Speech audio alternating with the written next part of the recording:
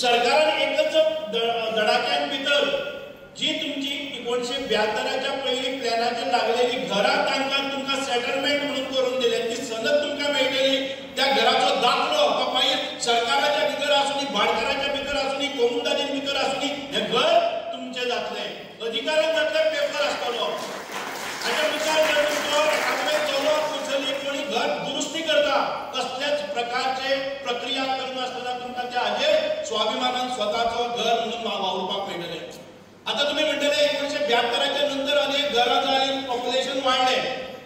28 February 2014च्या नंतर जी घरां बांदलेली आसात आणि जांकां उदकाचो किंवा इलेक्ट्रिसिटी किंवा कसलोय पुरावो आसा ते घर बांदलेले म्हणून आसा जर जाय जाल्यार परत एक फावटी तुमच्या मालकीचे हक्क ते कायदेशीर करपाचो कायदोय ह्या सेशनान भितर जाल्लो आसा. म्हणजे 2014 पर्यंत जी घरां बांदलेली आसात ती मागीर कोमुदादीन आसूं, भाडकाराची आसूं किंवा सरकाराच्या जाग्यार भितर आसूं, मालकाच्या कोणाच्याय घरापून आसूं ती घरां कायदेशीर करपाची प्रक्रिया ह्या सेशनान भितर जाल्ली आसा.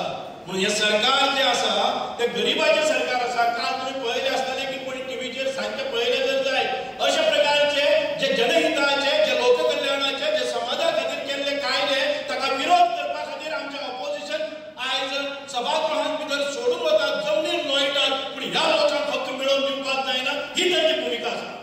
ही तुम्ही मान्य करतले काय कितें? सरकार जे जनहिता खातीर काम करता त्या सरकाराक पाठिंबो दिवप हे आमचे कर्तव्य आसा, ना जे आमच्या सगळ्यांच्या हक्काच्या विरोधात जे पळय विधानसभेन भितर जो गोंधळ घालतात त्या लोकांचे ध्येय तुम्ही समजून घेयात, हे तुमच्या कल्याणा खातीर करनात.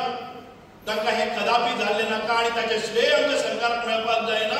अशा प्रकारची वर्तणूक ही काल तुम्ही पळयली आसा.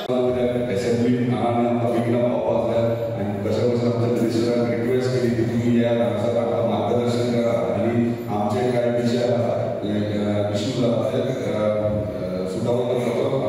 एक संधी द्या. त्याप्रमाणे त्यांच्यानी हो कॅम्प ऑर्गनायज करून दिला.